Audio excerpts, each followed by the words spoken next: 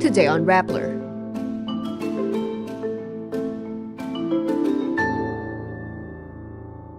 Former President Rodrigo Duterte tells the International Criminal Court to hurry up before he dies. Rodrigo Duterte tells legislators he gave out rewards for his war on drugs for big crime solved. The Philippines signs a deal at COP29 to host the Loss and Damage Fund Board. South Korean coffee drinkers in view of BTS help drive Jollibee's growth. And it's a triumphant comeback for the Philippines' top skateboarder Margielyn Didal as she rules over a Buenos Aires skateboarding event. Former President Rodrigo Duterte says the International Criminal Court should hurry up with its probe of the killings under his war on drugs and the Davao Death Squad. I'm asking the ICC to hurry up, and if possible, they can come here and start the investigation tomorrow. Baka mamatay na ako, hindi na nila ako maimbestiga. In fact, Duterte's government exerted all efforts to block the ICC probe, starting with pulling out the Philippines as an ICC member. Dalia Cuartero, the mother of Jesus who was killed in a police operation in 2019, said she would prefer that Duterte face the ICC, citing the politicized justice in the country. Kabataan Party List First nominee Rene Ko calls on the Marcos government not to drop the ball, noting the prime suspect is presenting himself to the ICC on a silver platter.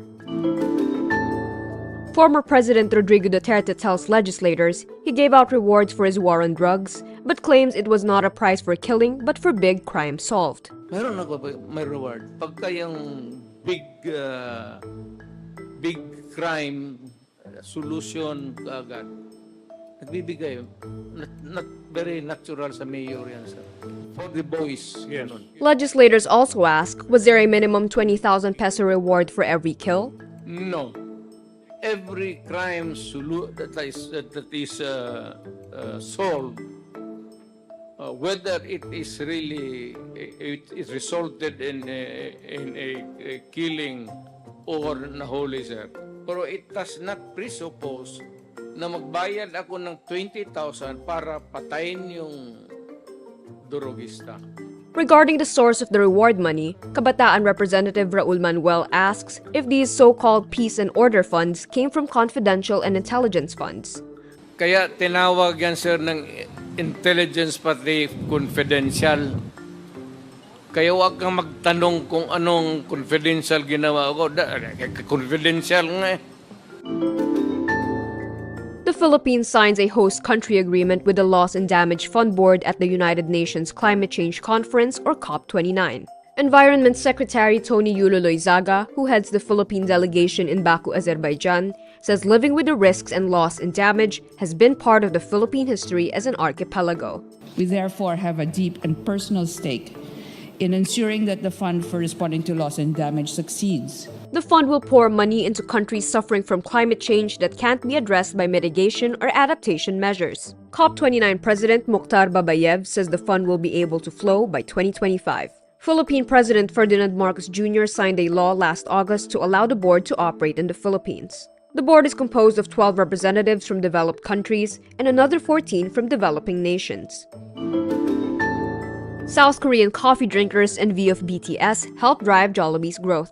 Jollibee Foods Corporation says newly acquired low-cost Compose Coffee added 500 million pesos to its third quarter earnings. Compose Coffee was acquired by Tony Tan Kak-kyong-led JFC last July for 329 billion Korean won, or around 13.9 billion pesos. South Korea ranks third globally in terms of coffee consumption per capita.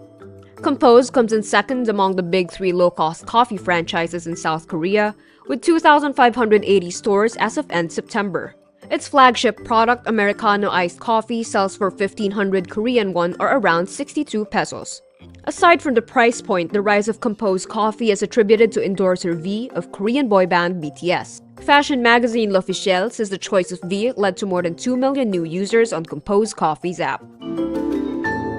After a rough patch, the Philippines' top skateboarder completes a triumphant comeback. Margielyn Didal captures the Red Bull Buenos Aires Conquest Women's Division Championship after recovering from an ankle injury. Didal bests the Netherlands' Roos Schwetzold in the finale, where skaters had 3 minutes to showcase their skills on the course. The former Asian Games champion overcame an elite field, which includes Argentina's Aldana Bertran and Brazil's Leticia Buffoni in the qualifying round, and Argentinian Camila Cáceres in the semi-finals. The fourth edition of the global skating competition featured riskier tricks in a custom-designed skate park that showcased the culture and history of the host city.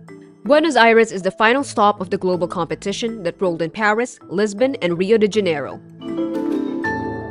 And that's today's wrap. I'm Kara Oliver. Thank you for watching. Click the link below for the full story. Follow us on Rappler's YouTube, Facebook, X, Instagram, and TikTok.